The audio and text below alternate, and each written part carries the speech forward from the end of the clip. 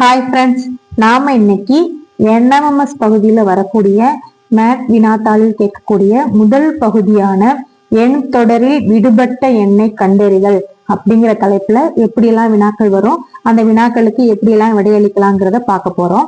First நம்ம இந்த பகுதியை பார்க்கறதுக்கு முன்னாடி நமக்கு ஒரு சில விஷயங்கள் தெரிஞ்சுக்கணும். முதல்ல என்ன அப்படின்னு பார்த்தோம்னா, முதல்ல இயல் எண்கள்னா என்னன்னு தெரியும், முழு எண்கள்னா என்னன்னு தெரியணும், முழுக்கள்னா என்னன்னு தெரியணும், ஒற்றை எண்கள்னா என்னன்னு தெரியணும், இரட்டை எண்கள்னா என்னன்னு தெரியணும். அடுத்தது வர்க்கம், கணம், ஃபிபொனாச்சி எண், முக்கோண எண்கள், பகு எண், பகா எண், இந்த எண்களை எல்லாத்தையும் முதல்ல நம்ம தெரிஞ்சுக்கணும்.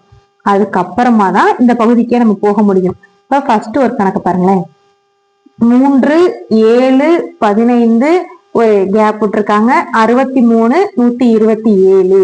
இந்த வினாக்கள்ல பார்த்த உடனே நம்ம ஃபர்ஸ்ட் இந்த மாதிரி டைப்ல நம்ம என்ன பண்ணோம்னா, இந்த எண்களுக்கு இடையே உள்ள ஒரு இடைவெளியை பார்க்கணும். 3க்கும் 7க்கும் இடையே எவ்வளவு இடைவெளி இருக்கும் அப்படின்னா 4.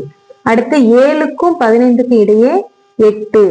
இப்படி பாக்குறப்ப நமக்கே தோணும், 4, 8 அப்படின்னா என்ன வரலாம் அப்படின்னா 16.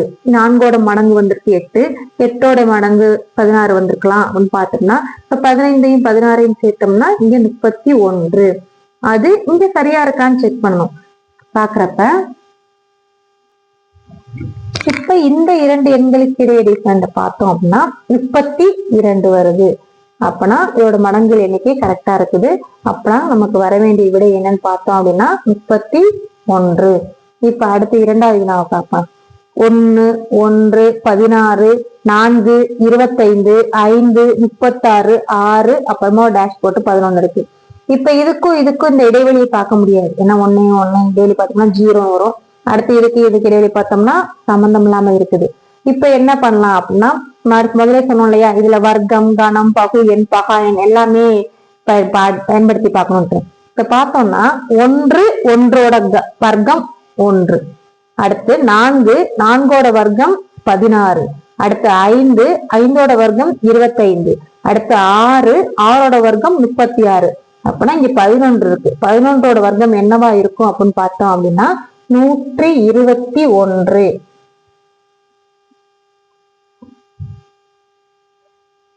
இங்க இருக்கு முதல் ஆப்ஷன். அடுத்ததா நம்ம பாக்குற எண்களை பாருங்களேன். 11, 13, 17, 19 ஒரு டேஷ் போட்டிருக்கு 29. இப்ப இதுக்கு எப்போதும் வித்தியாசத்தை பார்த்தோம் அப்படின்னா 2.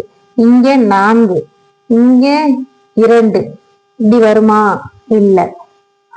இங்க சப்போஸ் 2, 4, 2னா இங்க 4 சேர்த்தோம் அப்படின்னா 23 வரும். ஆனா திரும்ப இங்க இருந்து 2 பாக்குறப்ப இது வராது. அதனால நம்ம இந்த கண்ணோட்டத்துல பார்க்க கூடாது. அடுத்து என்ன பார்க்கலாம்? இந்த எண்களை பார்த்தோம் நமக்கு ஞாபகம் வரணும். இது எல்லாமே பகா எண்களாவே இருக்குது. 11, 13, 17, 19. இதுக்கு அடுத்த பகா எண் என்னன்னு பார்த்தோம்னா 23. 23க்கு அடுத்த பகா எண் 29 தான்.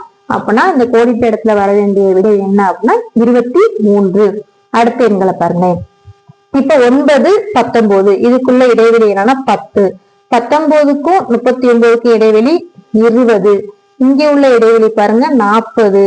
அடுத்த இடைவெளி 80. இப்ப நம்ம பார்த்தோன்னே ஒரு பொருள் தெரியுது. என்னன்னா 10ஓட மடங்குகளா இரு மடங்குகளாவே இருக்குது.